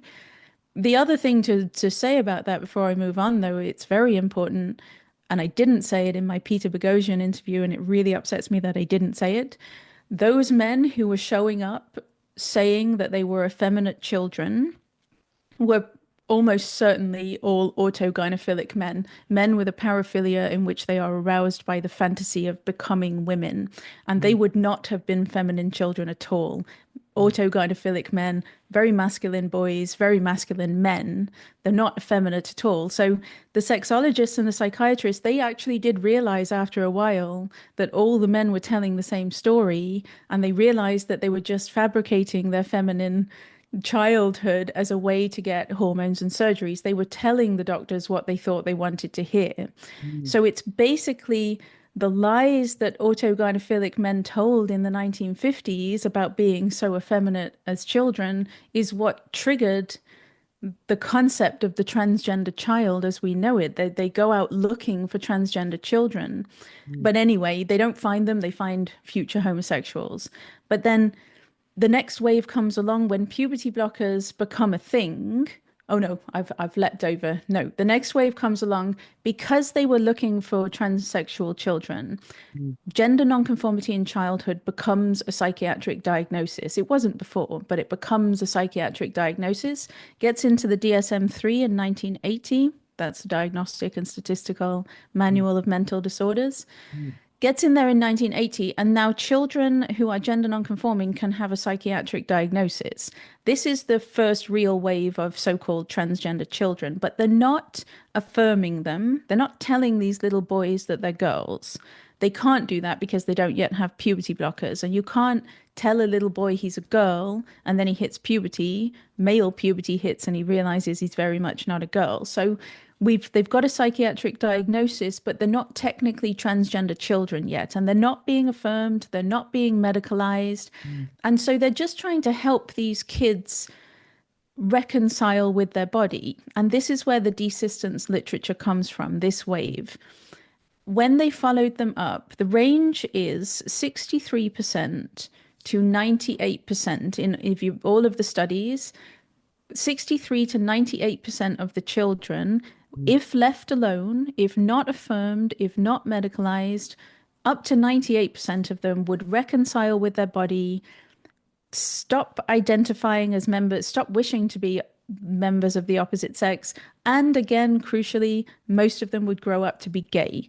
Again, because extreme gender nonconformity in childhood is a strong indicator of homosexuality in adulthood. mm, Now, something goes very wrong when puberty blockers and affirmation are introduced. And mm, this is why they think that the desistance myth, that it's a myth, is because now with affirmation and with puberty blockers, almost all young, almost all children continue to identify as trans and go on to the medical pathway. They cite there's one study from 2022, I think, and it's like they've got 317 children and they follow them for 5 years after they social transition. So let's say you've got a little boy, you tell him he's a girl, and you give him a girl name, you use she, her pronouns, you tell him he's a girl, you dress him as a girl, and he's a very effeminate little boy. So he's happy because he gets to wear all the sparkly dresses that he likes. He's not the weird boy playing with Barbie dolls anymore. He's a girl. So you've solved all of his mental anguish in the short term. You've made him feel very good. 5 years later, he still thinks he's a girl. It's hardly shocking. You raise a child, you lie to a child all throughout their life. The people that that child trusts, their mother, their father, their teachers, people that they should be able to trust to keep them grounded in reality, all of those people are participating in a lie. Of mm, course, he's still going to continue to identify as a girl because he doesn't know anything else. He's never lived as a boy. Everyone's told him he's a girl. So they think that this study shows that these kids are really trans and that because in the past, oh, and there's another factor to it, and I love this part. They think in the desistance era, this is like the 1980s, 1990s, into the 2000s as well. They think that those kids weren't really trans because at the time the diagnosis in the DSM, it was gender identity disorder of childhood. mm, And one of the criteria, it was desire or insistence that you are a member of the opposite sex. That one was optional. So a little boy, he could say, I'm a girl, I want to be a girl, or not. It didn't really matter. He could just like, different toys like Barbies and everything. But they didn't require that he say he's a girl. mm, And then the DSM-5 comes out in 2013 and it's gender dysphoria of childhood. And they require that the kid says, I want to be a girl or I am a girl. They require it. And they think that that one change in the diagnosis is the difference between true trans kids and fake ones. Like in the desistance literature, they're saying, oh, they weren't really trans kids because the diagnosis didn't require that they say, I'm a girl. It's a bit complicated, but you've got to, with psychiatric diagnoses, you have always got to consider the culture in which the patients live. Now, consider the culture in the desistance era in the 1990s, 2000s. These kids are growing up, they are not being taught in school that if they like Barbie dolls, that means they're a girl. They're not being taught, they're not being read I Am Jazz, that horrendous book that says, I have a girl brain in a boy body. That's what it means to be transgender. None of that is happening yet. So, of course, they're not going to be insisting I'm a girl, I want to be a girl, I'm a girl, because they're not being raised in this mad time when we teach them that we teach little boys that they can be girls based on what toys they like to play with. But if you fast forward to now, these so-called transgender children, which they're just probably future homosexuals, they're being raised in a culture that tells them the toys they like, the clothes they like, that's what defines whether they're boys or girls. So you can see where the confusion is coming from. And then they say, this little boy says, I'm a girl, and his mother, his father, his teacher, everyone in society says, yes, you are a girl, socially transitions him and sets him on a medical pathway, sets him up to go on a medical pathway the moment puberty hits, because if he's a girl, how could he possibly go through male puberty? They don't understand the power of social transition. And that's the remarkable thing, because it's so obvious to the rest of us. It's so obvious that if you lie to a child about something so important all the way through their childhood, of course, you're going to alter the trajectory of their life. You're going to alter the course of their life in a very dramatic way. But your former colleague, she has no concept of that whatsoever because she believes in transgender children. And that's the most poisonous idea out there at the moment. I'm not saying transgender children are poisonous. I'm saying they're actually very sweet, adorable, innocent children. But the concept, the idea that a child can be trans and born in the wrong body, that's a poisonous idea because it leads to lying to children. So the desistance myth, here's the other thing though, it's very important to understand. In the WPATH world, in the transactivist world, any scientific literature that they don't like, any concept that they don't like, they just say, oh, that's been discredited. Not because it's actually been discredited with science, not because anybody has studied it rigorously with controlled trials or anything. No, never. It's we don't like it, so therefore it's been discredited. I can name three. The desistance literature is one. They don't like that because that proves that these kids are not really trans. They hate autogynephilia. There's great literature on this paraphilia, autogynephilia. It's one of the only clear diagnostic tests for any of the people who identify as transgender. It's like they can measure the men getting aroused by just phallometry. I'm gonna go there. I always end up talking about penis pumps, but penis gauges. But so they can measure these men the heterosexual men who think they are women and seek medical transition. They have a paraphilia called autogynephilia. They are aroused by the fantasy of becoming women. They're not transvestites in that they're aroused by the clothing. They're aroused by the fantasy of actually becoming women. And that's why they seek medical transition. But you can actually measure this. Ray Blanchard did this in the 80s and 90s by putting a pressure gauge on the penis, and then the men will read things like, you get your menstrual period, and that arouses them because they're aroused by the fantasy of having female bodily functions. Or, you're putting on a skirt, you're zipping up your skirt. That will arouse them because they're aroused by the fantasy of being women, but it's not they're not reading porn and they're not reading sexual material. They're reading really like I swear, honestly, I think one of them is you're part of a knitting circle and the women all accept you as a woman and that will get them aroused because that's the fantasy, being a woman. But there's actual literature to show that this is, they've measured the arousal, but the trans rights movement hates the concept of autogynephilia. That is the worst thing you can possibly talk about.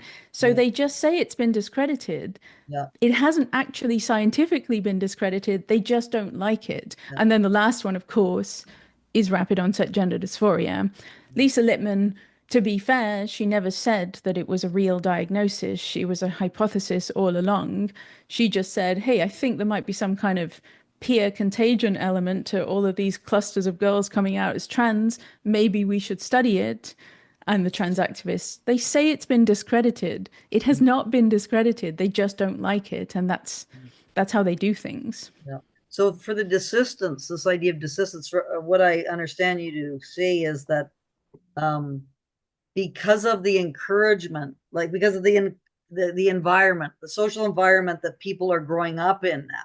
So plus, if you, and I heard you speak on this in some other context, um, if you actually do go through having surgical interventions and hormonal, cross hormones and so on, you're gonna have to admit that you made a terrible mistake, and a lot of people don't want to admit that. So it's gonna be difficult for people to desist in the current social environment. Is that sort of what They, you're saying? well, there is very much that. So there's a few elements to it. On the one hand, it's really quite simple that you lie to a child, you destabilize them at a very young age, and you tell them that they are a member of the opposite sex, and you lie to them. Imagine, like, they honestly think that if the child isn't really trans, they'll tell you. But it's like they don't understand the power of lying to a child. How is that child even going to know that they're not trans? They're just children. They don't have any idea what trans even means. They're just going off like what they're told about toys and dresses and stuff. So Yeah. there's that. They don't understand the power of lying to a child. But then there's the puberty suppression. Amazingly, they don't understand the power of that. So I've said this many times that when they introduced puberty blockers, bear in mind we were looking at average 80% desistance, or maybe up to 98% of the kids are desisting. And then they introduced puberty blockers, and every single kid, or well, 98 to 100% of the kids put on puberty blockers would progress to cross-sex hormones the next stage. So we've gone from possibly a 98% desistance rate to a 98% persistence rate. That's an enormous flip. And it wasn't a concern for anyone. What we now know is that puberty was the natural cure for gender dysphoria. Just going through puberty, settling into your sexual identity, discovering your sexual identity, and then settling into it, settling into your body, your adult body, is the natural cure. You just need time to grow up and mature and figure out who you are and experiment with your identities. So going through puberty was what was the natural cure for gender dysphoria for most of these kids. So block puberty and you block the natural cure. It's hardly rocket science, and yet they still are clinging to the fact that this isn't happening. They're still pretending that this is not happening and that puberty blockers are fully reversible, and they think they found the magic bullet. They think they found the magic formula how you can identify which kids are really trans, not realizing that actually it's an iatrogenic effect. Iatrogenic means doctor induced. The treatment causes the condition. So puberty blockers have an iatrogenic effect in that they cause the gender dysphoria to continue. They cause these kids to stay in the medical pathway when they would have just got over it before. And then, yeah, once you get, and even for the puberty block kids and even for the young ones as well, how do you come out and say, I got this wrong? Say you're a teenager and you have been giving everyone hell to respect your pronouns and I am a boy and I need these drugs or I'm gonna, do some serious harm to myself. How do you then, even if you do have doubt, how do you say, oh, I made a mistake, I'm not really a boy? You've Mm, kind of locked yourself into this because you were so adamant and you made everyone's life a misery. mm, You're kind of stuck with it, and then you just carry on down the transition pathway. mm, Detransitioners tell me the hardest part that of all detransition of the detransition process is that moment when you have to admit that to yourself that you made a mistake. mm, That's the hardest part because many of them knew for months and months that they regretted what they'd done. yeah, But there's no turning back the clock. You can't get your body parts back. You can't get your fertility back, depending on how far you've gone. If you're yeah, a man, you can't get your penis back. mm, If you're a woman and you've done the arm flesh appendage, what you can't, how can you go back? And so all of this like regret, detransition and everything, it's not really the right way even to look at whether mm, this is ethical medical care or not, because many people who are at the end, they may feel regret, they may not be happy, but they're not, it's going to be very difficult to admit that to themselves. That's why there's a wonderful, I don't know if she talks about it in her lecture in her class. I just wrote a piece for MacDonald Laurier about media coverage of the gender issue, and yeah, I went back and I read like a decade's worth of mainstream media coverage in Canada. mm, And so the 1% regret rate is a favorite for the CBC, yeah, CTV. yeah, Only 1% of people regret.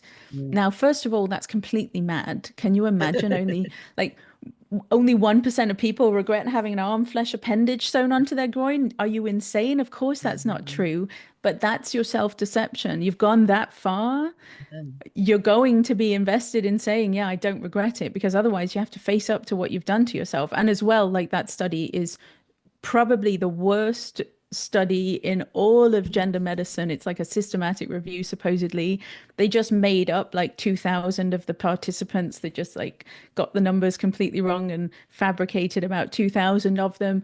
In one table, this guy did a criticism of it, and he found 50 mistakes, 50 errors in just one table. And there were multiple tables. It's a really atrocious study, but I'm not sure if she goes there. So it's just desistance. The culture matters.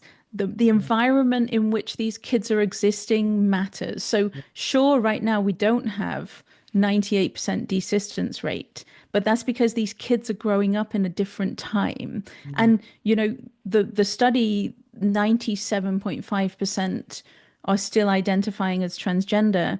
mm, They hold that up as being, yes, you see, look, we've got it right. They're not, they're really trans kids. Look at it. Whereas I think that should ring massive alarm bells. What mm, are we doing that has meant that these kids cannot reconcile with their body and avert the need for lifelong medical intervention? We are doing something that is interfering with that natural process, and we mm. should be alarmed by that.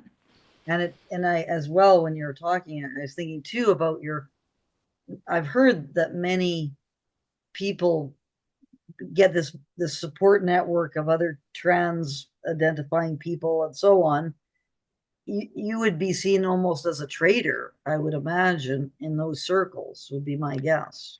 Yeah, well, I've talked about this recently. So that's a favorite one is more people regret knee surgery than gender affirming genital surgery. Like more people regret knee surgery than having their penis inverted or the arm flesh appendage.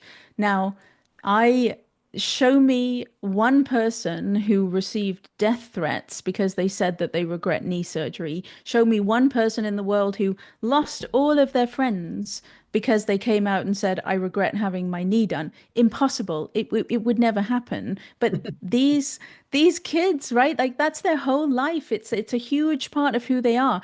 And the tragedy of it is, honestly, the kids who end up falling into this often, almost always end up falling into it because they are lonely and they are Okay. isolated and they haven't yet found their place in the world. They may be Mm, autistic and they've got social problems. They might have all sorts of things going on that prevent them from having their tribe. They haven't found their tribe. They're lonely, they're isolated, and then they adopt a trans identity and they find their tribe.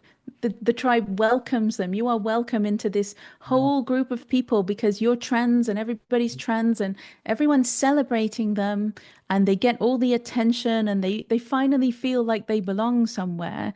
Yeah. How on earth are they gonna, at any point, are they gonna think, oh, maybe I made a mistake? Because if they detransition or if they stop identifying as trans, they lose all of that. They lose all of those friends and that support network that they so desperately craved, which is probably what led them there in the first place.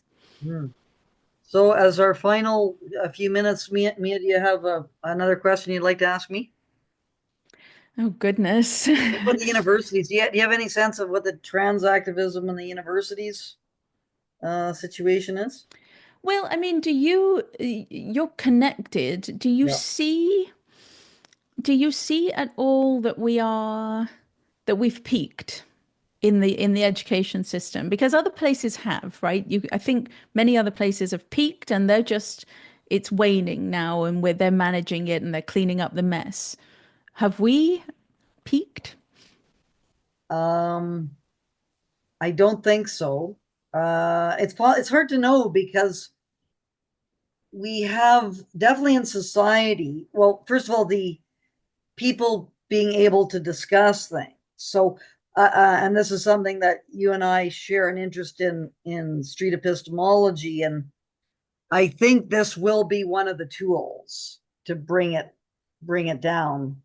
Just because the self-censorship in universities, this is the terrible thing that goes on is the people who think that the trans phenomenon is is not quite right, especially in the biological area. Like I really am amazed about this biological sex uh, inability to really for the biologists to come out and say the sex is binary, the whole intersex, which is as far as I'm concerned, is a misnomer. Like the fact that we're calling it intersex is a big problem because it makes it sound as if it's somehow in between male and female when it's just an abnormality on the male side or the female side. Yeah. Um, so that the biologists not being able to stand up and say this is really pseudoscience, all of this sex is a spectrum matters. Multi-dimensional. Did you hear that in the Amy Ham ruling? Greta Bauer, she was at Western University. Greta Bauer, big prominent WPATH Canadian. She said sex is multi-dimensional, and then she honestly starts whittering on about, I don't know, like women who have male fetuses, like they give birth to boys. Like I would be somewhat trans or not quite completely female because apparently some of my son's Y chromosomes will have contaminated my blood. It's called mycochimerism or something like that. She was basically whittering on and on and on. It was like this masterclass of just gibberish to confuse the simplest of simple issues, male, female. She was suggesting that gametes change over time, which is completely absurd. But the key part of that ruling that I found fascinating is way tucked at the end. The panel said the average, most people who don't have Dr. Bauer's knowledge will think that there are only two sexes. That's what they ruled. They fell for all of her gobbledygook. They fell for it all because she's a position of authority. It's the appeal to authority fallacy. Yeah, So but it's in where are the biologists? Where are they? Stand up and yeah, I say know. it's So nonsense. this is kind of got to be and Richard Dawkins has been doing some stuff. Yeah. Jerry Coyne, Luana Moro, Oh, I Moro, love her. uh, Yeah, she's great. sorry, I did her last name. Sorry, Luana. I met her at Stanford. Um, but they're lonely voices, and they get a lot of flack. Yeah. And of course, Colin Wright, who was basically pushed out of his postdoc and his whole, Heather his whole Hying as career well. because he was being attacked by all of these woke, supposedly biologists. Yeah. So I think that's kind of the street epistemology. If we can just go into universities, and I've been, that's sort of the plans in the future, is to go into the universities, talk about these contentious topics, get people to state what they think is true. You mean go and do events or go and stand on like university campuses like Peter does? Yes, do Stand that. on the street? Have you ever done, you've never tried to do that, or do you do that I in do that. Canada? Yeah, I do I'd that. love to do that with you. Oh That yeah. would be so Oh yeah, fun. we'll do that. Okay, let's do it. Ottawa. Yes. Yeah, Oh, so we'd have so much fun in Ottawa. I know. So this has great potential, and so I've done it. Uh, well, I've had some great episodes. It wasn't on the trans. I just did the trans thing at Mount Royal. Mount Royal initially, when I did it, tried to have me removed, Surprise. and they invented what they said were restraining orders against me.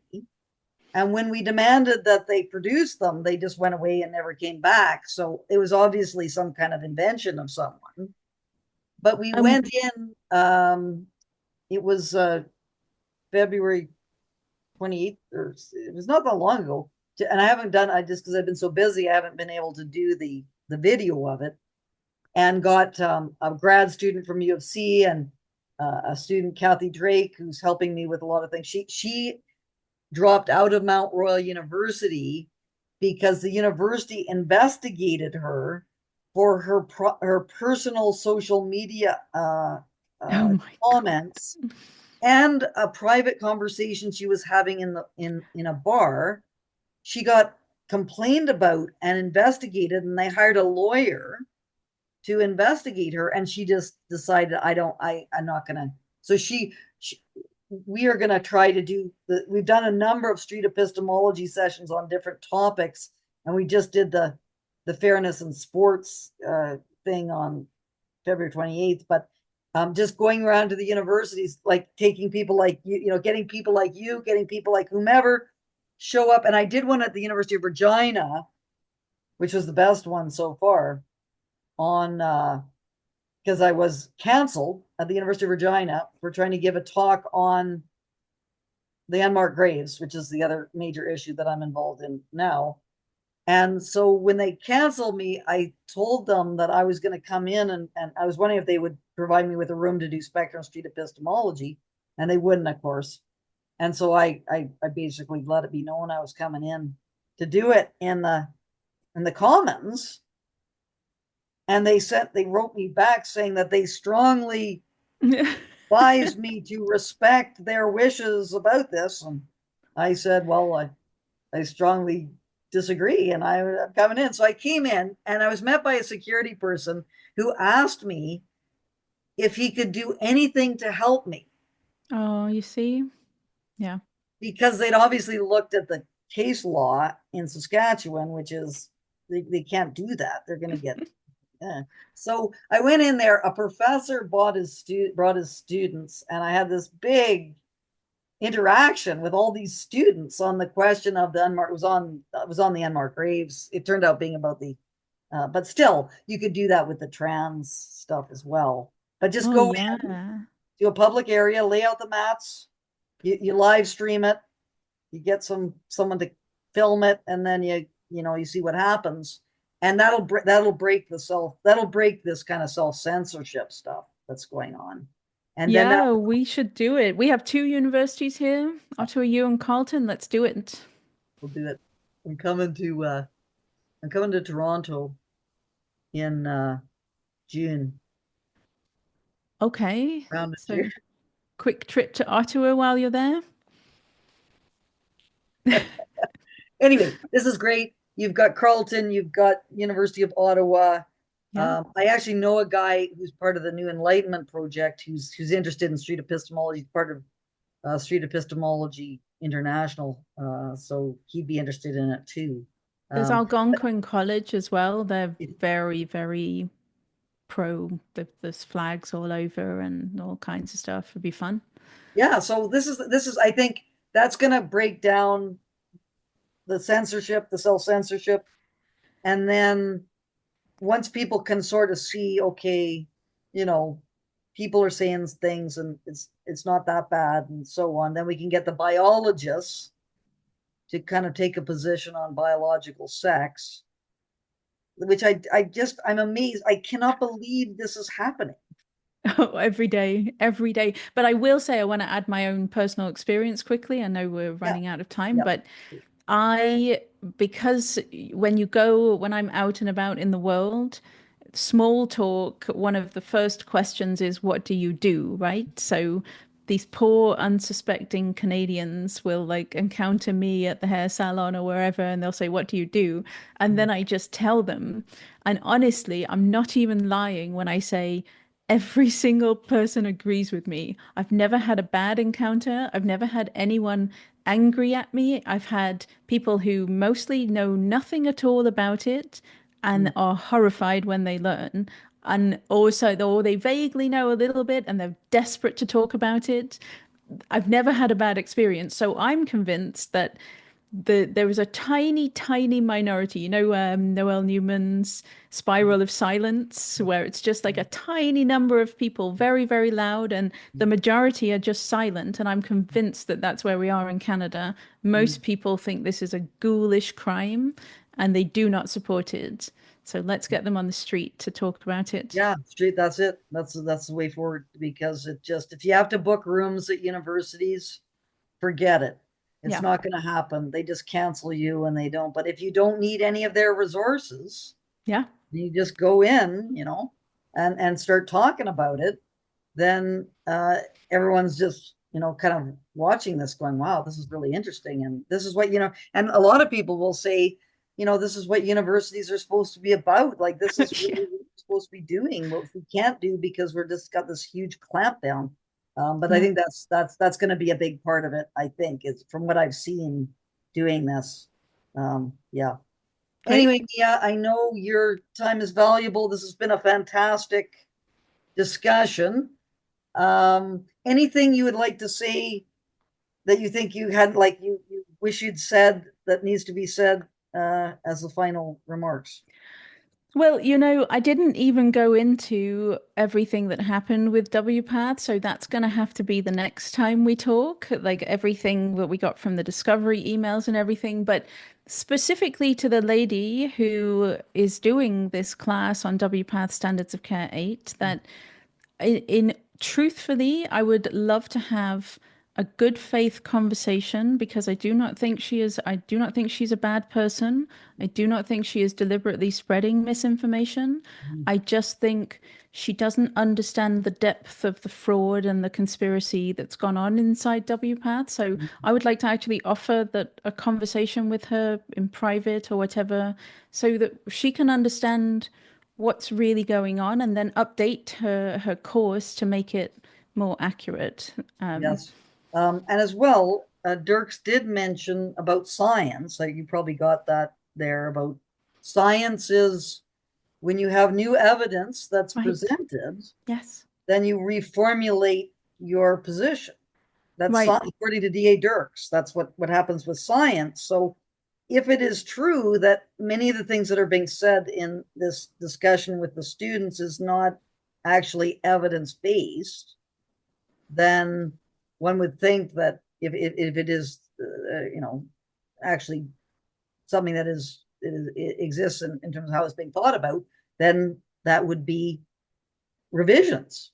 Would Right. be It's okay to make a mistake. She got things wrong in that class, and I think when you're presented and I can present her with the evidence to show why it's wrong, it's okay to correct your mistake, and you have a duty as an educator to be teaching the truth about, well, anything, but especially something so important as a medical treatment with such life-altering consequences. So I'd love to talk to her. That's my okay. message to her. Yeah.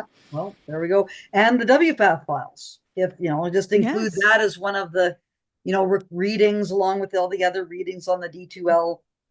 Just have the WPATH files where you're going to have an alternate an alternate perspective that can be Yes. looked at, because, ideally in classes, you should, since we're all in favor of diversity and so on and inclusion, we should have, certain a variety of different perspectives that we are introducing students to. So that might not be a Well, bad idea. it would be great if the university themselves would invite me to speak as an alternate perspective. Wouldn't that be Well, nice? when I get back in there into MRU, There, which is currently being going forward in terms of the appeal process, um, when I am back at Mount Royal, I will invite you to there, come. deal. But until that time, we'll have to make do with the Spectrum Street Epistemology Yes, method, because that's very, very effective as well. And I'm up for it. Count me in. anyway, well, Mia, I wanted to thank you so much for agreeing to come on my humble podcast. It's been a lot of very, very interesting information that I am somewhat aware of because I'm reading the WPATH files, but I learned more as we were talking about all these different issues as well. So thank you very much for coming on the Rational Space Disputations. My pleasure. Thank you for having me.